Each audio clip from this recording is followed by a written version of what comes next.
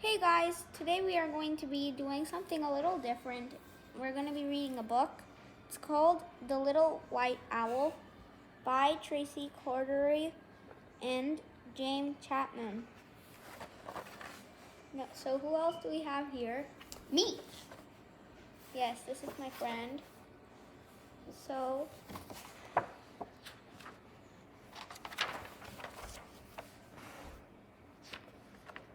Feathers here on we the have end a lot of pages. feathers on the end pages. So another. This is the title page. Okay. So, once there was a little white owl who lived by himself in the snow. He didn't have a mommy, he didn't have a daddy, he didn't even have a name. I think you need a little bit up. They want to see the bottom of the page. But he didn't really mind too much. It had always been like that, and his head was full of happy stories.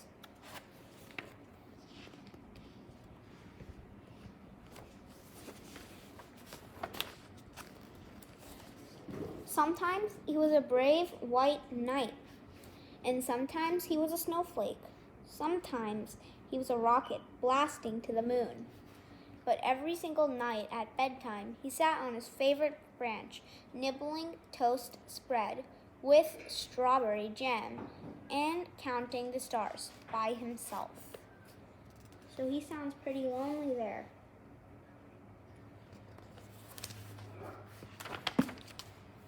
Then, one day, he looked at the big blue sky that stretched on and on forever. I wonder what's out there, said the little white owl. For days, the little white owl flew over turquoise oceans and deserts of gold.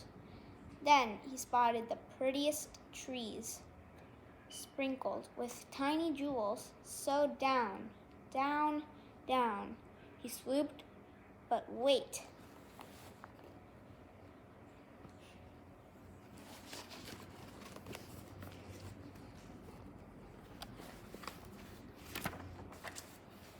Those jewels had beaks. They were owls, beautiful owls. Owls just like him. Would anyone like a bite of toast? He said. The beautiful owls sat quiet and still. They didn't want to spoil their perfect feathers. How plain you are, groaned the green. No colors at all, sniffed the dotty red. You don't belong with us. Go away. So they're pretty mean.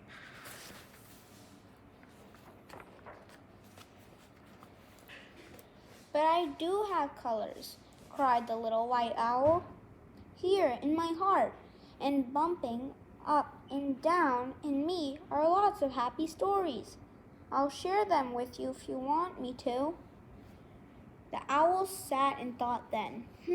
Sighed the blue owl. A story might help pass the time. Fine, but just one, said the flowery pink with a yawn.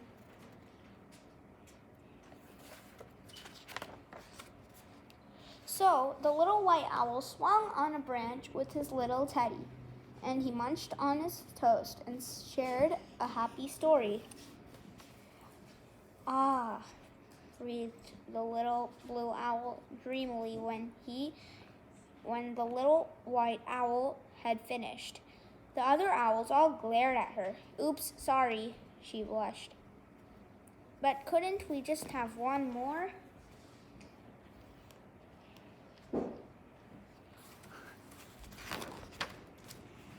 So the little white owl closed his eyes, and magical stories came pouring from his heart, colorful tales of castles and knights and dragons with fiery breath, and blazing through moonbeams, and counting bright stars and tumbling down like a snowflake.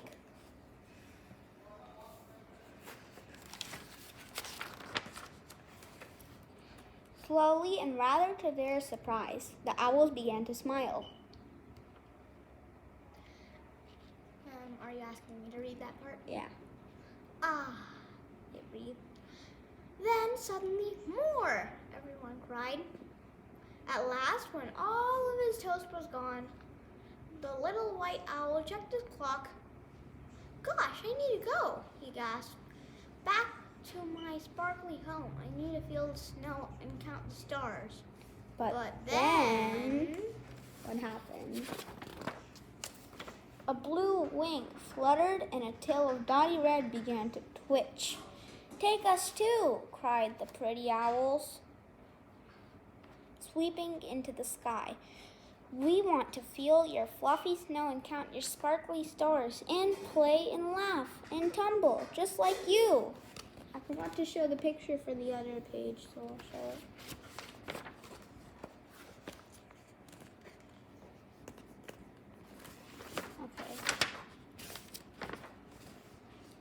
So the little white owl led them home, where they tumbled and twirled on the ice like splashes of rainbow. They speckled snow, their colors brighter than ever.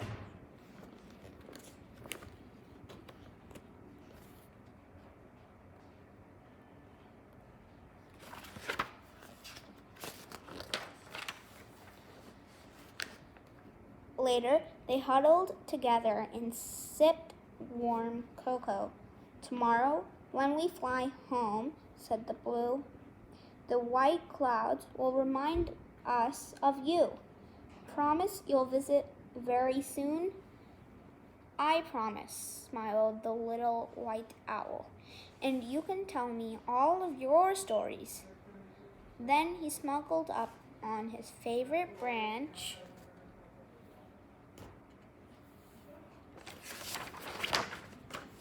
and soon was dreaming happy dreams as a huge silver moon lit the deep dark sky that stretched on and on forever. The end. So it has all of these, so if you notice, these end pages have all of these rainbow feathers, but only one white feather. So that's what makes the little white owl unique. So it's good to be unique. And also, over here it has the only white feather. So at first, the rainbow owls disliked the white bird or the white owl because he seemed bland in color. But really, he was actually not all that bad. Because at the end, over here on this page, it says, "Take us too," cried the pretty owls. So over here, after he told all of his stories, they actually wanted to hear more.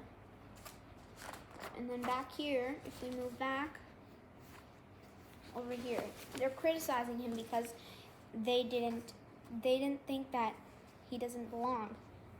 Right here, they said, "How plain you are," groaned the green. "No colors at all," sniffed the dotty red. "You don't belong with us. Go away." So, because he was different, they ended up liking him more than before. What do you have to say? I think being unique and different is better than being all the same. And that's mostly it. Okay, so that's the end of The Little White Owl. I hope you enjoyed the story, and we'll see you in the next book or Lego tutorial. Bye! Bye!